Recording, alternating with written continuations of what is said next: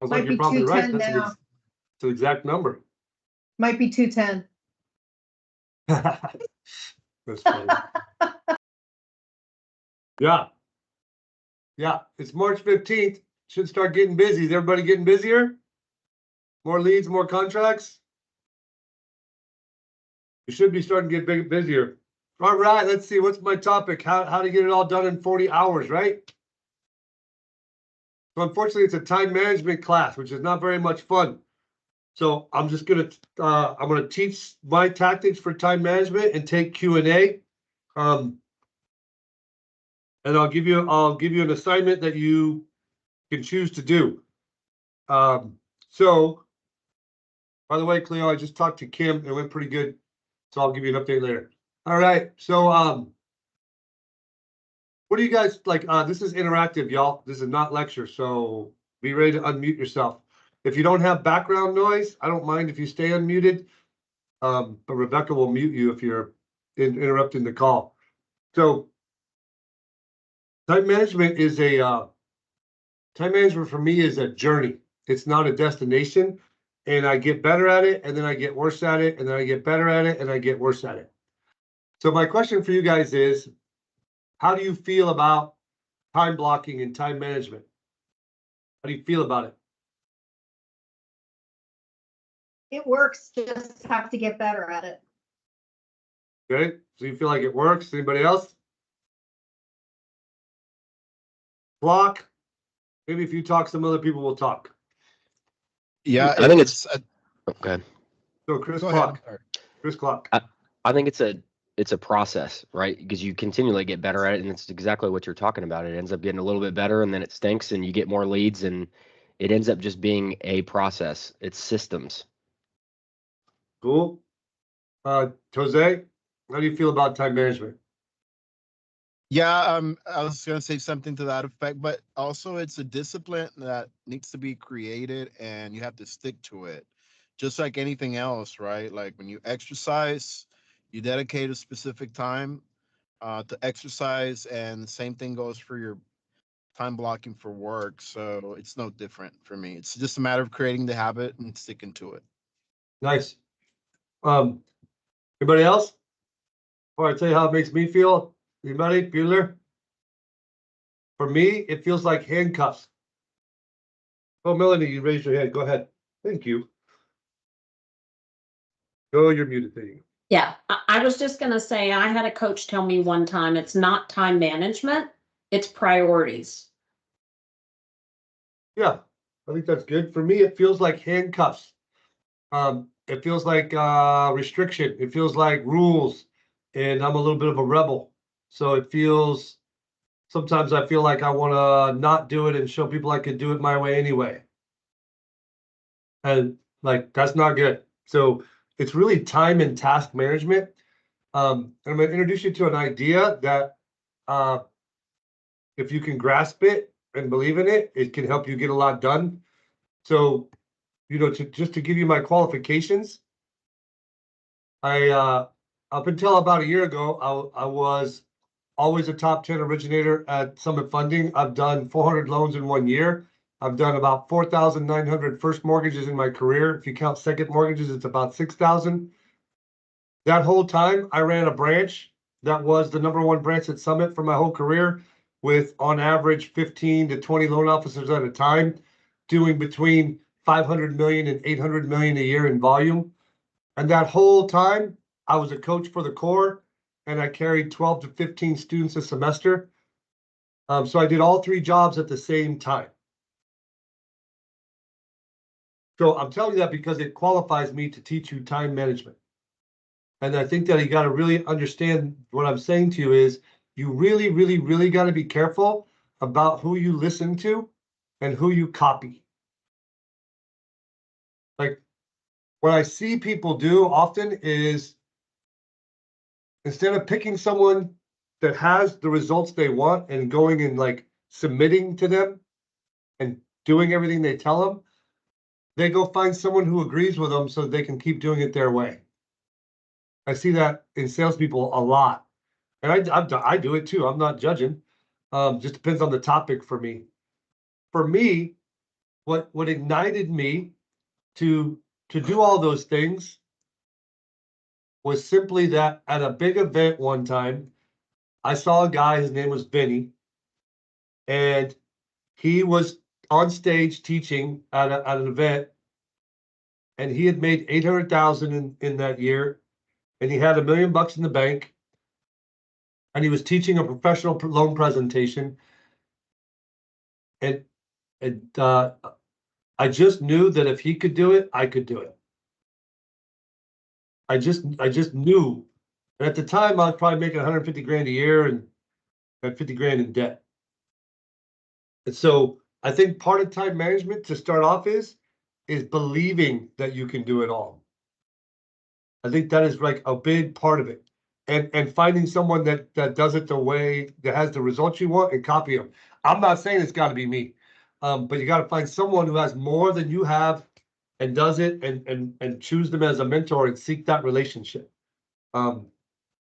And not wait for them to seek a relationship with you. That's the best tip I can give you for your whole career. If you wait for people to seek a relationship with you, that you got to go seek one with the people who have what you want and pursue it and not give up. All right, so time and task management. So time and task management is two things. Task management is about managing interruptions. Time management is about staying focused and following your calendar. So I'll tell you a quick story. I'm sure you guys have all read books.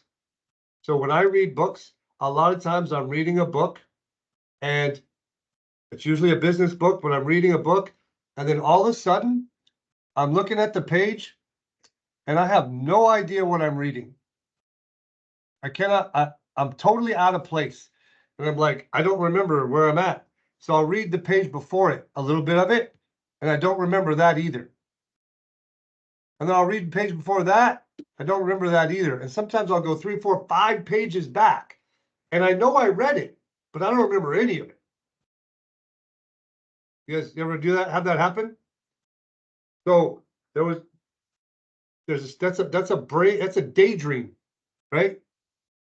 That was a daydream. Like I was reading, but I went on a daydream. So I got interrupted by my daydream. So then I had to go back. I realized that I'd read all that stuff, however much time that took. Didn't remember any of it. Realized it. Had to spend time to go back and find where I was and then reread it. So let me do an exercise with you. That's called an interruption. The way that looks in your business is you get done with a loan consultation, and instead of setting up the file right then, doing the cash credit income, moving it to the TBD folder, doing the loan officer checklist, running it through DU if you need to, updating the realtor and giving a pre-approval letter, instead of doing it right then, you go check your voicemail and your email or return a text or a call and go off to the races on whatever's next. How many of you do that? So then the next morning, you're going to set up the file, but you got a suspense on a loan or something else happened, or you came into the office with 6 new leads. So you started working all those and you didn't get it to that day either, but you're for sure going to get it to the next day, right? And that happens sometimes 2 or 3 days in a row. That's how it shows up in your business. And then you go into the loan to finally set it up, right? And I've had this happen to me where I honestly thought, what in the hell was I thinking? I can't get these people a loan. Like I couldn't even remember the puzzle that I had put together. And I had to spend a bunch of time figuring it out again and go, oh yeah, and then do it. So how much time did I waste? It's the same thing that happened in the book. And so in your days, you've got to control interruptions. So here's how I do it. And I'm going to give you some tactics for filling out your calendar. And then I'm going to take Q&A. These are like 30, 40-minute calls. And it's just one tactic, and it's just time blocking. So there are 3 colors in my mind for time: blue, red, and green. Blue, red, and green. And the most important thing to me about my schedule is to not start and stop, but to start and finish. right? So for me, red time is before noon. So before, but my job and your job are different. I'm telling you mine, and I'll tell you what I would do as a loan officer. I got 20 loan officers and a coaching company to run, and I do all of that stuff in the morning before noon. That's red time. Red time is fixing a loan file. Red time is doing a training for loan partners. Red time is hosting a coaching call. That's all red time for me. That's all got to be before noon. Definitely before 1. And these times fluctuate based on what I need to give more attention to. So I'm just going to give you an outline. So that's red time. For you guys, what would be in red time? Give me some ideas. Chad, give me some ideas. What would be in red time? So working on a loan file, like looking at income docs. Reviewing a file, doing a pipeline meeting, doing a daily team meeting. What else would be red time for somebody? Making calls. Sales Appraisal calls are re- not red time. Appraisal rebuttals. Yeah, that's red time. If I have to call a borrower to redo the loan because I didn't read it right, that's red time. This stuff all needs to happen before lunch. For you guys, it may be just 2 hours of red time a day. You probably don't need as much red time as me. Red time is non-income producing. Now, people want to argue about the definition. I don't want to argue today. Okay? Fixing a loan is not income producing. Getting a lead is income producing. That's my definition. So red time is in the morning and has an end time. It has an end time. And once it's ended, I'm done in red time, even if I'm not done. So I have to honor my commitment to myself on my schedule. So that's red time. Green time is usually from 11 or 12 through the rest of my workday till 5 or 6. That's milk route. That's loan consultations. That's power hour calls. That's doing a presentation in front of the board of realtors. That's doing a mastermind group, right? That's green time. And then blue time. Blue time is after 5 or after 6. And blue time is like, I'm buying a house and we got to get it decorated, me and my wife. That's blue time. I won't deal with it during red time or green time. She wants me to. She texts me Pinterest pictures. She wants to talk about wainscoting, whatever that is. Okay. And it would make her happy if I would stop my day and talk to her about that. But I am not going to, and I don't. I just text her a picture of my calendar. That's all I do if she starts texting me or calling me during red time or green time. Because then she'll know I'm booked. I don't have open space in my calendar ever. But when I get home, I don't do green time or red time. I don't take calls. I don't think about broken loans. I don't work on checklists at night in bed on my laptop. So once I get home and I'm in blue time, they've got all of me. We can talk about the house. We can talk about the sports. We can talk about the grades. We can go for a walk with the dog. We can make dinner together, right? So what I'm teaching you is don't be a person who bounces all day long in between red, green, and blue. Red, green, and blue. Don't bounce back and forth.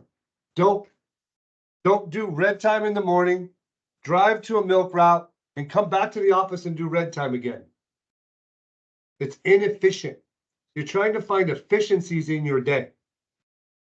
So I described my calendar to Chase on my coaching call when I was an originator, and I'm going to describe it to you guys.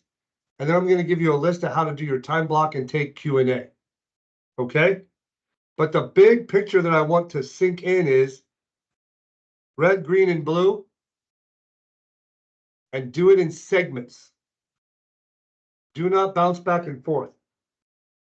I used to not do that, right? I'd like drive and go see a realtor appointment, drive back for a loan consultation, drive and go to a happy hour, drive back for a last minute meeting. Like, don't do that.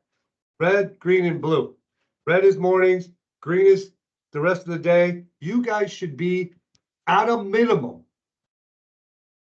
at the very minimum, 60% of your work hours should be green.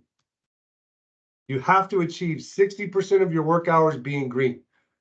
So I'll just give you a further definition. Meeting with a borrower is green. Meeting with a realtor is green. Making calls is green. Well, doing an event is green. Planning the event is red. Doing the event is green. Like you got to be more on the phone and more in front of people. You have a question, Cleo? Or you just yawning? I'm boring you? Okay. All right. So here's how I did my day when I was more originations. On Mondays was meeting Monday. So Monday I would do sales meetings, branch meetings, and pipeline meetings before noon. So I'd meet with my whole branch and my personal team and do a pipeline meeting. In a pipeline meeting, we look at 3 things. It must be submitted with appraisal with 15 days to go. It must be cleared to close or submitted for cleared to close with 7 days to go. We must order docs with 5 days to go. So we reverse engineer managing our pipeline. And if it's not submitted with appraisal with 15 days to go, then we sound the alarm then. So there are no alarms in the last 3 days. So we put more pressure on the client then to get us their docs. Put more pressure on the loan officer then to solve the problem. We got to solve it with 15 days to go, submit with appraisal. Submit for final with 7 days to go. That gives you a week to get the approval, get the conditions, and get it back resubmitted. It's enough time. Order docs with 5 so that if there's a mistake, I can get them fixed and still close on time. Because you ain't going to keep no realtors right now if you ain't closing on time. So Monday's pipeline line meeting and meeting Monday. Then at 11:30, I'm done with red time and I go to loan consultations. And I would take 3 or 4 consultations on Monday. Pre-booked time slots, hour and a half each. I spend an hour with the client and then stay in my office for 30 minutes to finish setting up the file and updating the agent. I could do 3 or 4 on Monday, depending on how late I was going to work. My family knew on Mondays and Thursdays, I worked late. Tuesdays and Wednesdays, I was home at 5:15. And of course, I was home on time on Friday. So that was I got a lot done that day. On Tuesdays, the red time was Tuesday updates. So come in the morning, have my morning ritual, do my daily team meeting, do Tuesday updates. I call the borrower the buyer's agent first, identifying my call as a Tuesday update, then the buyer. There's reasons for all of this. You just got to trust me. Then the listing agent, and then the title agent. And my job is to update them, but mostly to make them all love me. If you call a title agent every week during the transaction, and one of their agents is mad at their loan officer, guess what will happen? They'll refer you because you made her job easier or his job easier. So Tuesdays I get in, I do my Tuesday updates until done, and then I go visit 6 real estate offices. It takes me about 2.5 hours to visit 6 real estate offices because I don't stay long. And then I have 2 realtor appointments scheduled at 4 and 5 o'clock. So I'm trying to fill those every time I'm talking to an agent. I'm trying to fill those realtor appointments. And sometimes on my milk route, I would say, I'll come back at 4 and we can meet on your business plan. I believe if you go to a real estate office every week and you drop something off, like invitation to a leveraged event, a new loan program that can help their clients, food, and then a sales tip, that's 4 different things in a month, and you repeat it over and over, and you just keep going, eventually you'll own a boutique office because you're the only one giving them attention. Don't bother going in them Keller Williams and RE/MAX offices. Don't bother. They just want your money and not very minimum or very good. Go to 8 boutique offices and get 1 or 2 agents out of each. You'll do 8 deals a month. 8 deals a month, 350, 400 grand a year. right? On Wednesdays, I did the same thing. On Wednesdays in the morning, my red time was fixing broken loans. So if any of my loans were broken, I didn't deal with them until Wednesday morning. That sounds crazy, but when you guys get a problem on one of your conditions, you stop everything. You stop green time and you go fix the loan or cry about it or complain about it. By me waiting till Wednesday, half the time, more than half the time, 70% of the time, it was already fixed. Okay, and then I worked on my business. So after I fixed my loans on Wednesday, I had 1 hour to work on my business, update my checklist, update my collateral packages. Maybe I call agents and get a testimonial because I need a fresher testimonial for my collateral package, or work on my business for an hour, and then I go back out and go see offices again. So for 2 days a week, I saw offices. On Thursday was coaching day. I would get coached and I would coach until about 11. And then I would take loan consultations the rest of the day. So there'd be 4 on Monday, 4 on Thursday, and I would take 2 on Friday. So that's 10 a week. That's 40 a month. 40 appointment slots a month are enough for 80 leads a month.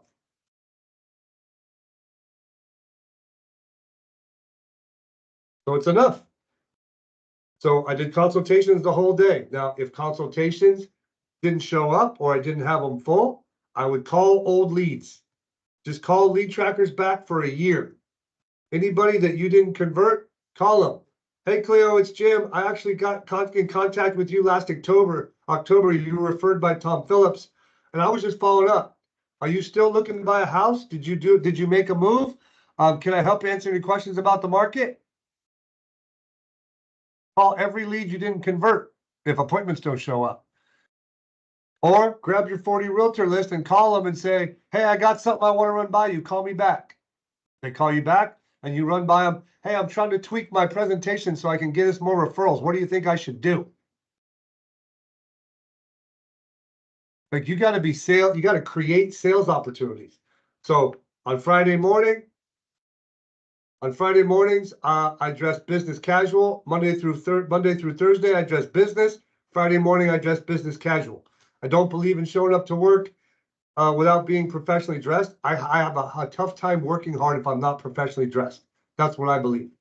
So Friday mornings, I would review the week with my team. I would do a much longer meeting, go over all leads, all new escrows, things they need help with, things they're frustrated with. I would do a 2-hour team meeting. Then I would take 2 loan consultations. Then I'd do a realtor lunch and try to leave around 2:30 and go home. That way, on Sunday after church, I could go visit 4 open houses. That's the way I did it, for real. Now, I didn't hit it every single week, every single day, but I hit it 70 or 80% of the time. If I got a lead on Monday and it was a hot lead, I would meet them on Tuesday sometimes. I would. I'm not telling you that I never ever deviated. But you can see even back then, I followed the red, the green, and the blue. Red, green, and blue. But you got to have a plan each day where you print out your calendar every single day and it's full. So sometimes it says appointment time available because it's not full, but the thing is on my calendar.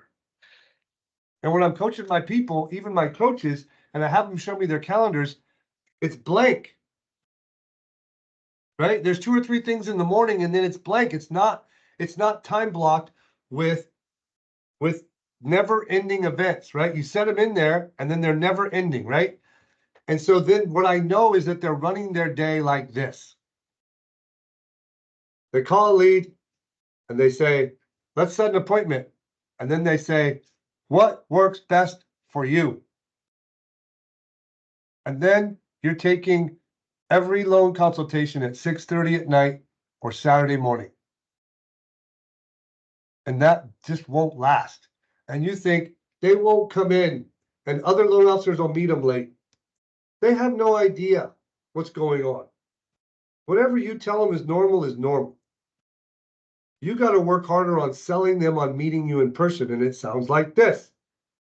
When I take a lead call, I say, I get a lead, and Rebecca gives it to me, or a realtor texts it to me. I'll call them and I'll be like, "Hey, John, this is Jim Reed. Do you have a minute?" "Yep." "Hey, I got referred to you by Tom Phillips. He told me you need to get pre-approved. I have a couple things I want to go over.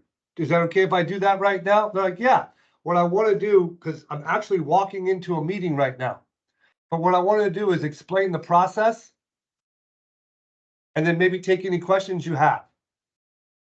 Okay, so here's the process. We're gonna set an appointment to meet in person. I meet all my clients in person because we found if we don't, they have a bad experience and they have surprises. The number one complaint in the mortgage business is I had surprises at the signing table and my loan officer was hard to reach. So I promised Victoria or Tom, the one who referred you, I would meet all of his clients in person. I have a time available today. It's Monday at 4 o'clock. If you can make it, I would love to see you then. Or I can meet you Thursday at 2. That's the first thing I set is the appointment. And then I tell them the rest of the process. Rebecca's going to call you. She's going to gather some information from you, confirm the appointment. She's going to give you access to our super secure portal. Our company spent a lot of time getting a highly encrypted portal to protect your information because identity fraud is a real thing these days. It's so powerful that you can't send big batches of information through it. You got to send several small ones. That's how it encrypts it and keeps it protected. So she's going to help you upload that stuff so it's private. Or I like it if you just bring it to the meeting and we'll make copies for you while you're here. At that meeting, it's free. You're going to find out if you're approved or not. You're going to know the payments for sure with no surprises. You're going to know the cash to close, and you're going to get all your questions answered. If for some reason you don't qualify, you'll leave with a written plan of exactly what you have to do and how long I think it will take. Now, I got to get to my meeting. Before I go, do you have any questions about the process or anything else you want to ask me right now? Yeah, what are rates? That's a great question. When we meet, we're going to go over the 7 things it takes to quote an accurate interest rate. I hate quoting rates and then giving people surprises. So when we meet, we'll take great care of that. Are you looking at buying a house in particular? Like, are you trying to make an offer tonight? He says, no. Okay, great. Then we'll take care of all these questions when we meet. Any other questions on the process before I go? No? Click. Hey, Tom, it's Jim. I just got off the phone with John. I set a meeting for him today at 4 o'clock. Thanks so much for that lead. Afterwards, I'll send you a written update. Is there anything else I can do for you right now? Nope. Click. Don't jump into how much money you make. I don't do it that way. Now, there are people who do, who make a lot of money. I'm not telling you there's only one way. But if you want to run your life and be more efficient and effective, you got to have a process for everything.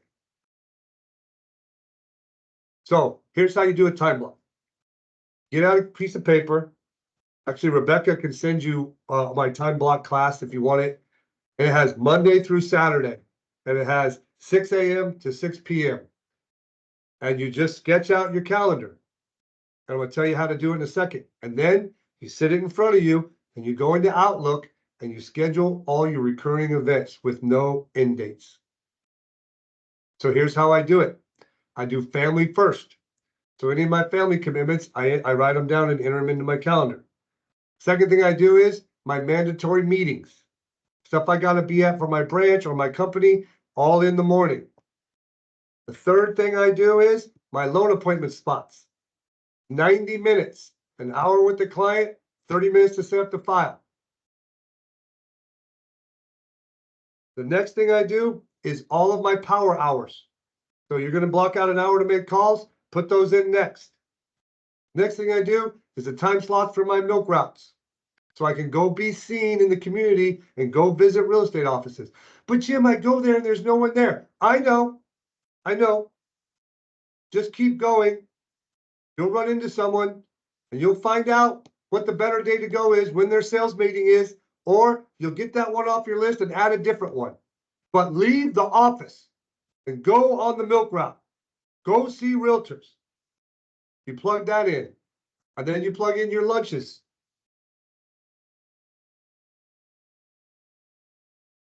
And you plug in, you got to have 4 one-on-one realtor meetings a week.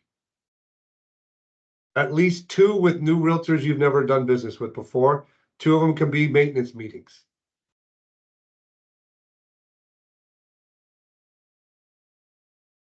So that's how I've done it my whole career. That's how I was taught to do it. I just got off my coaching call. I get coached by Oleg, JJ, Lisa, and Hunter. I get coached twice a month. We do it in a group of 5. And the stuff that I learn with them is the stuff I teach you. That's how I keep modern, up to date with the best producers in the nation. And this topic that I'm teaching by chance is what we covered today. Red, green, and blue. All right, I can take questions for the rest of the call. I'm ready. Hey, Jim, thank you so much. Just wanted to clarify the 15-day, 7-day, 5-day schedule you follow. Can you repeat that real quick on that one, please? Right. So if you're not doing it, you need to do a pipeline meeting. I used to do them Tuesday morning and then do Tuesday updates, but it took too long. So now I do my pipeline meeting on Monday.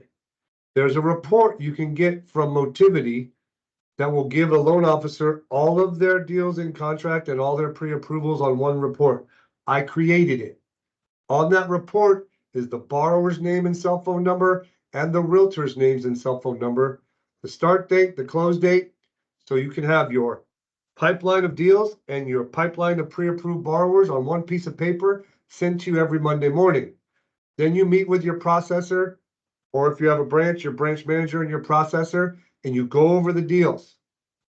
What's going on with the Smith file? What I do is I say, Smith file, it's closing March 21st, lock expires March 22nd. What's the update? That's what I ask the processor or LP2.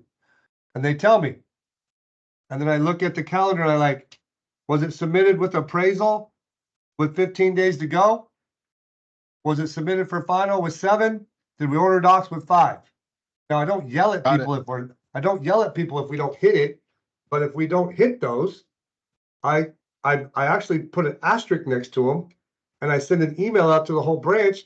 These files are behind schedule and in jeopardy of closing late. Understood. Now, not every branch does that, but that's how I do it, and that's how I would do it as a loan officer. Thank you. Yep.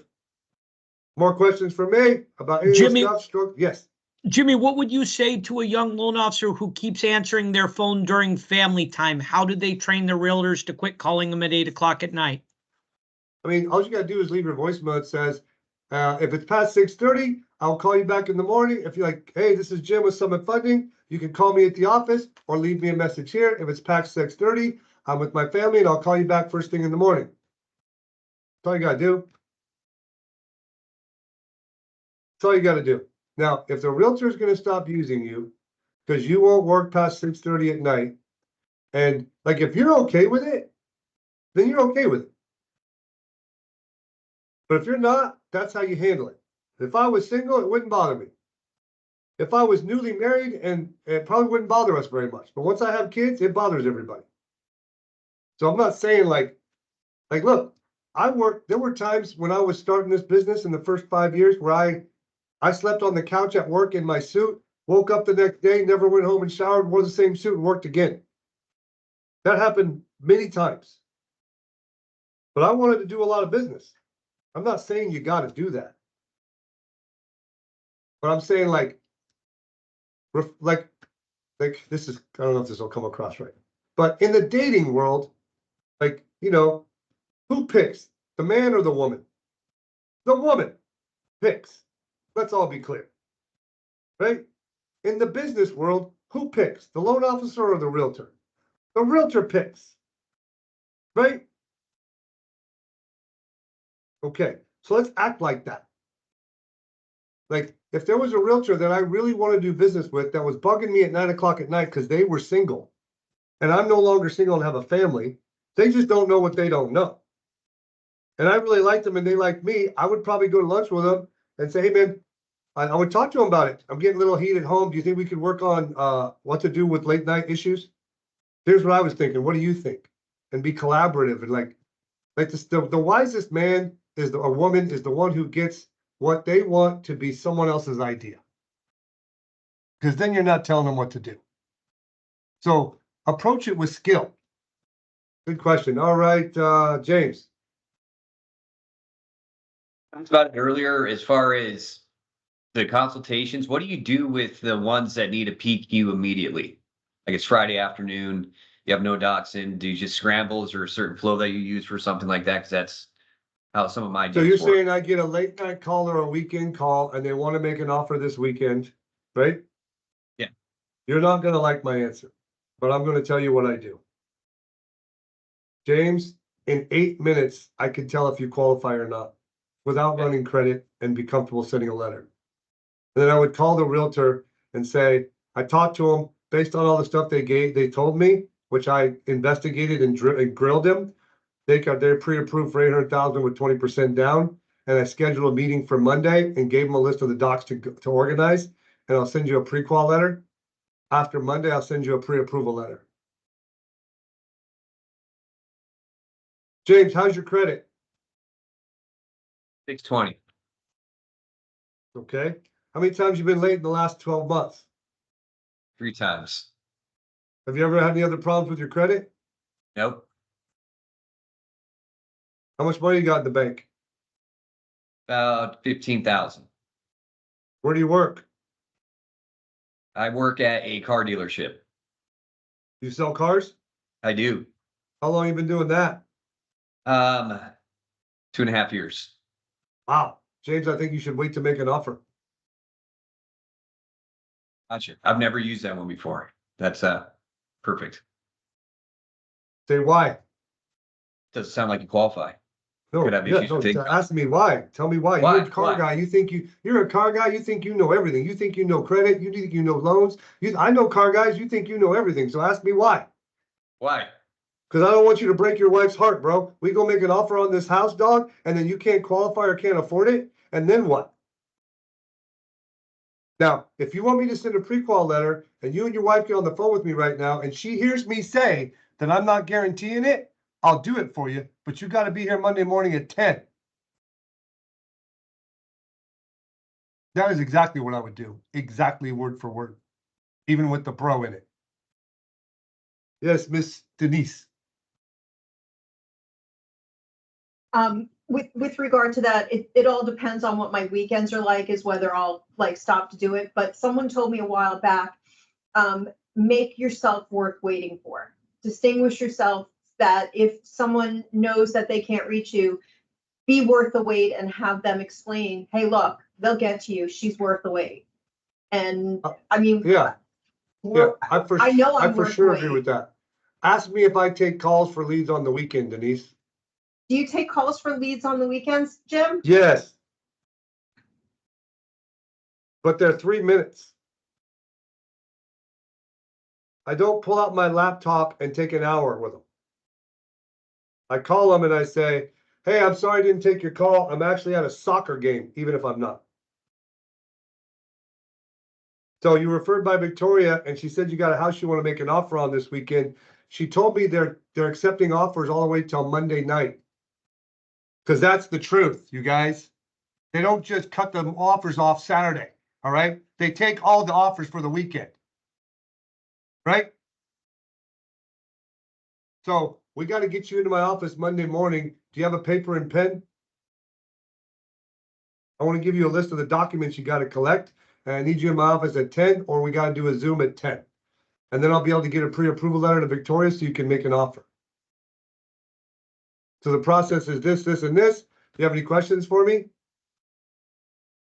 No? Okay. I'll send you my Home Now app. That'll get you started. I texted my Home Now app. If you're not using it, it works really well.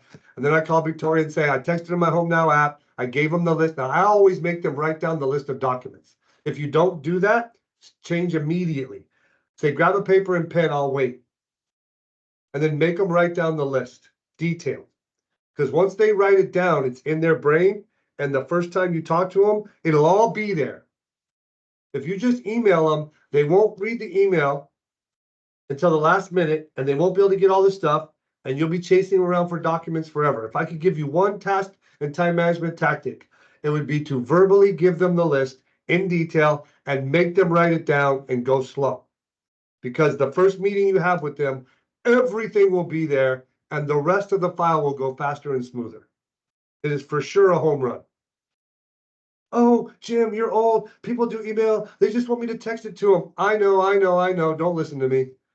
Don't do it.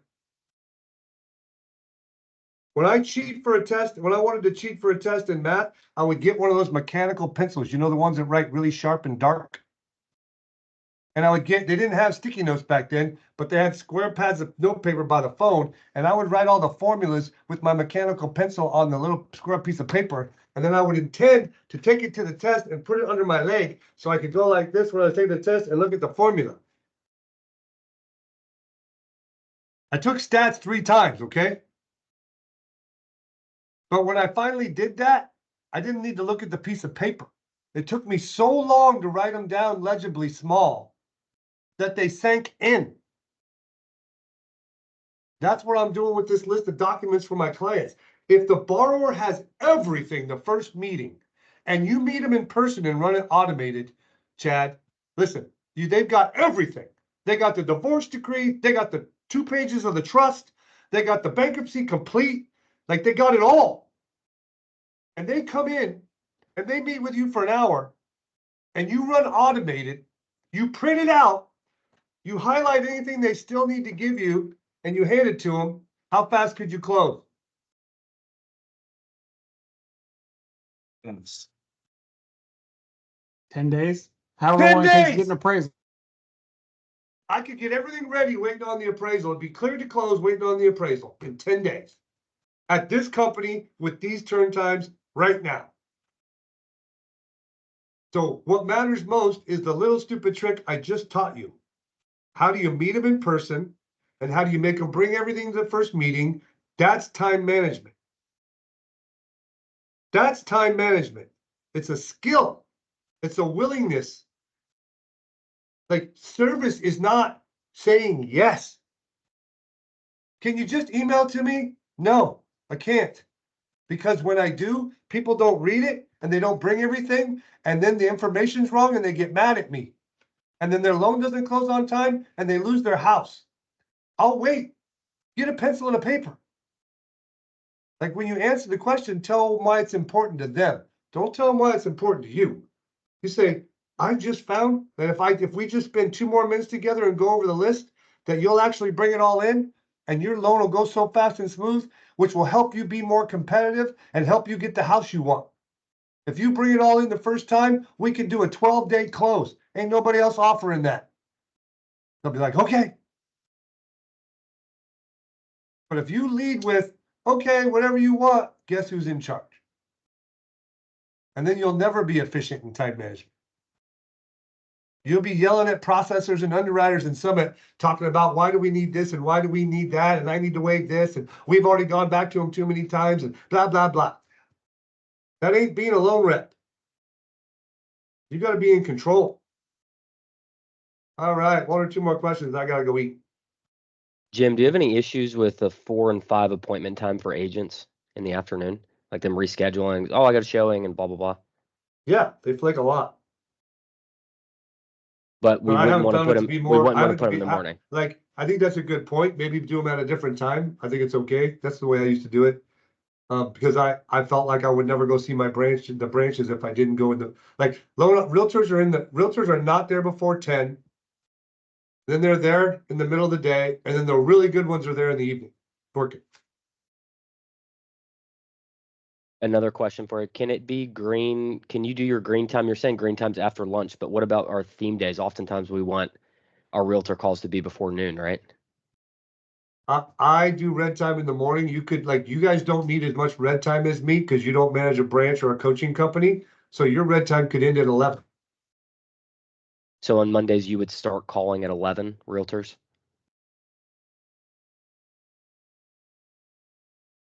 And then one other question, if nobody else has one. When Yeah. when you're asking for all that info and you're getting them to write it down, If your LP1's the one taking the info, we should be training them to do exactly what you just said, correct? Yes. Okay. And you should be able to hear them on the phone.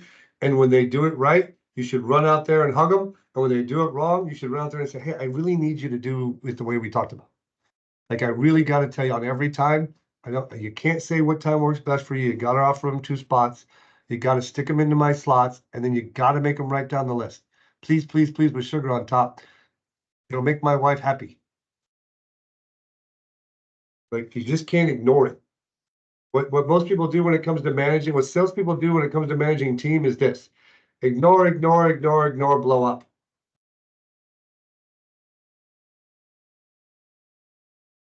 Right?